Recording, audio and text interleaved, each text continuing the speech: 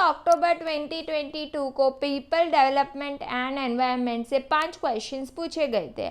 आइए देखते हैं क्वेश्चंस और उसके डिटेल्ड सॉल्यूशंस। आइए देखते हैं next question. Which of the following pollutant causes aggravation of respiratory disease and atmospheric discolouration. 4 options दिए गए थे, चारों ही ऑप्शन एक common form of air pollution है। चलिए देखते हैं वन बाय वन। फर्स्ट है कार्बन मोनोऑक्साइड। अब ये जो कार्बन मोनोऑक्साइड है, जब इसे रिलीज किया जाए एटमॉस्फेयर में तो इसके हार्मफुल इफेक्ट है नंबर फर्स्ट क्लाइमेट चेंज और सेकंड है ग्लोबल वार्मिंग। सो यहाँ पर जो करेक्ट आंसर है वो डेफिनेटली कार्बन मोनोऑक्साइड नहीं है। सेकंड है लेड। अब ये लेड का अगर ज़्यादा एक्सपोजर हो ह्यूमन का तो यहाँ पर इफ़ेक्ट हो सकता है कि किडनी या तो ब्रेन डैमेज हो सकता है। ठीक है, तो यहाँ पर लेड भी इनकरेक्ट ऑप्शन है। Number 3 nitrogen dioxide definitely correct answer है। अगर नाइट्रोजन डाइऑक्साइड की जगह अगर नाइट्रोजन ऑक्साइड भी होता तब भी ये आंसर करेक्ट होता। क्यों करेक्ट होता? बिकॉज नाइट्रोजन डाइऑक्साइड या नाइट्रोजन ऑक्साइड दोनों ही हार्म करता है ह्यूमन रेस्पिरेटरी सिस्टम को।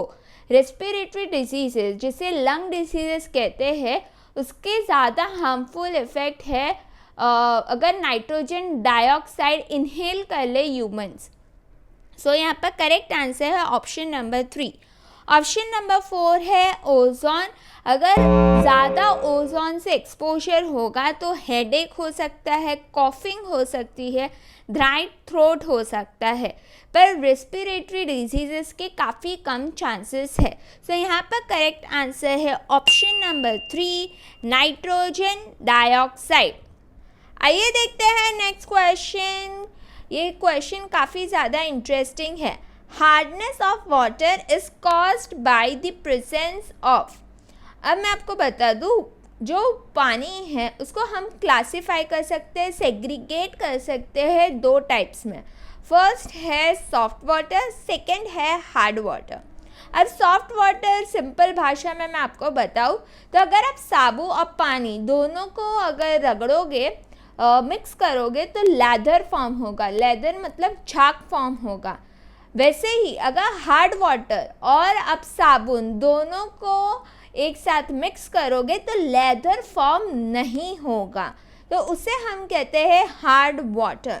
ठीक है, स्पेशली कई लोग सॉफ्ट वाटर को कहते हैं मीठा पानी या मीठा जल, और जो हार्ड वाटर है उसको कहते हैं खारा पानी या कठोर पानी या कठोर जल। ठीक है, अब ये पूछ रहा है कि ये हार्डनेस मतलब ये जो हार्डनेस है पानी में वो किस वजह से होता है, ये क्वेश्चन पूछा गया है। चलिए देखते हैं ऑप्शन।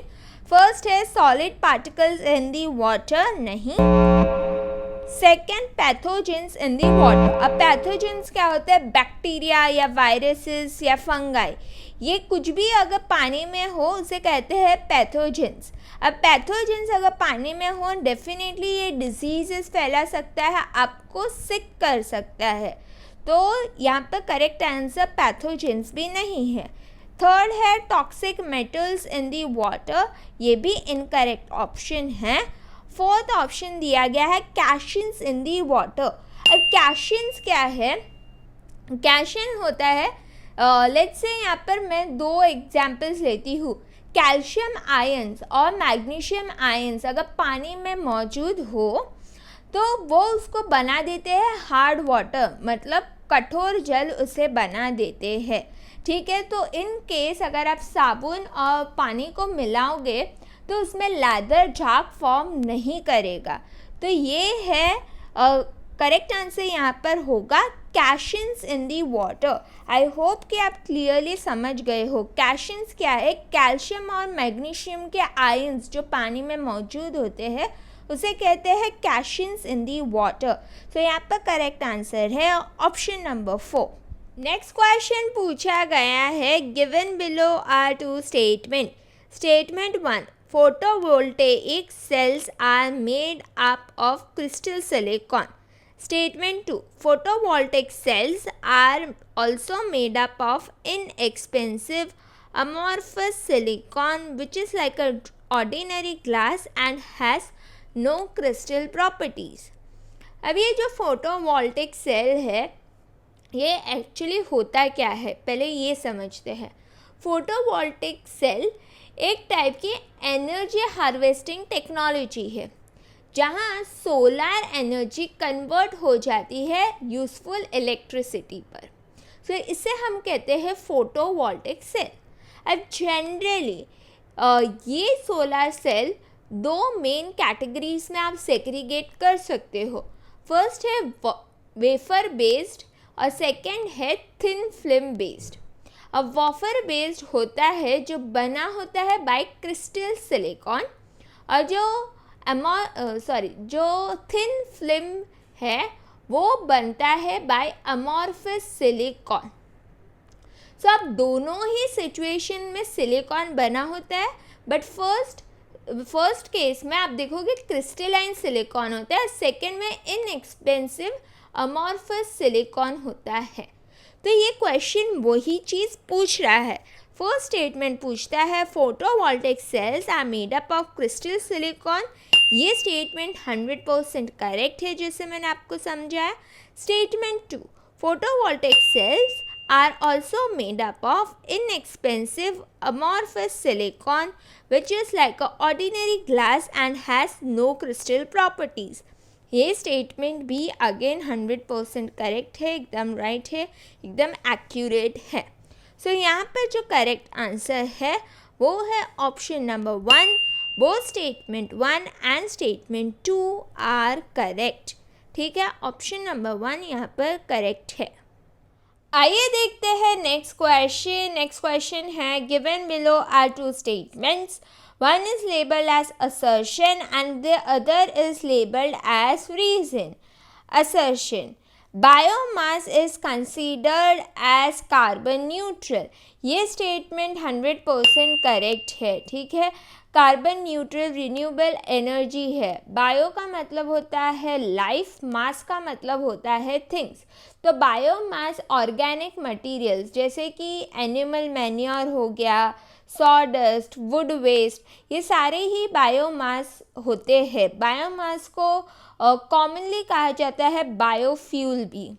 सो यस, ये स्टेटमेंट ठीक है.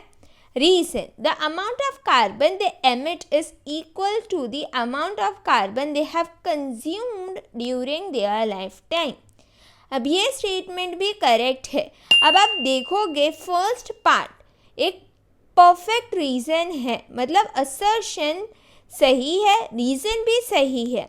अगर आप ये दोनों स्टेटमेंट को जोड़ोगे कि biomass is considered as carbon neutral because the amount of carbon they emit is equal to the amount of carbon they have consumed during their life time. जैसे कि मैं ऑलरेडी बता चुकी हूँ, बायोमास एक रिन्यूएबल एनर्जी सोर्स है. ठीक है, जो ऑर्गेनिक मटेरियल से बना जा सकता है. तो इसके होने के एक एडवांटेज ये है कि ये कार्बन न्यूट्रल है. क्यों कार्बन न्यूट्रल है? बिकॉज जितना कार्बन उन लोग रिलीज़ करते हैं उतना ही कार्बन वो अपनी लाइफ टाइम में कंज्यूम भी करते हैं. तो असर्शन को अगर बिकॉज लगाकर रीज़न को आंसर करे तो परफेक्ट सेंस बनता है. चलिए देखते हैं complete question. In light of the above statement, choose the most appropriate answer from the options given below. So यहाँ पर जो correct answer है वो है option number 1. Both assertion and reason are correct and reason is the correct explanation of assertion. I hope कि आपको ये question समझ आ गया है. अगर फिर भी कोई डाउट है तो डेफिनेटली कमेंट सेक्शन में कमेंट कीजिए, मैं डेफिनेटली आपको समझा दूंगी. Let's see next question. Reducing the intensity of noise by a factor of 10 will mean a reduction in a noise level by. काफ़ी ट्रिकी क्वेश्चन है. You need to remember before solving this question, you need to remember few things. Okay, number first thing you must remember is decibel is a measure of sound level. Decibel एक major है जहाँ पर आप sound level को major कर सकते हो. अब ये क्वेश्चन को सॉल्व करने के लिए आपको कुछ इम्पॉर्टेंट चीज़ें पता होनी चाहिए. जैसे अगर अ फैक्टर ऑफ 1x पूछा होता तो इसका करेक्ट आंसर होता 0 डेसिबल. अगर पूछा होता अ फैक्टर ऑफ 2x तो इसका करेक्ट आंसर होता 3 डेसिबल. अगर पूछा होता अ फैक्टर ऑफ 4x तो यहाँ करेक्ट आंसर होता 6 decibel. A factor of 8x होता 9 decibel. And 10 times, a factor of 10 times, the correct answer will be 10 decibels. See this table and remember this table. Now you can easily solve the question. Let's see the option. Option number 1, 10 decibel. जैसे मैंने आपको बताया 10 times is 10 decibel. So यहाँ पर correct answer होगा option number 1, 10 decibel. Second option पूछा गया है 20 डेसिबल, ये इनकरेक्ट है. नेक्स्ट है 3 डेसिबल. अगर पूछा होता, यहाँ पर पूछा होता फैक्टर ऑफ 2 तो आंसर होता 3 डेसिबल, पर यहाँ पूछा गया है फैक्टर ऑफ 10. फिर ऑप्शन नंबर 4 में दिया गया है 6 डेसिबल.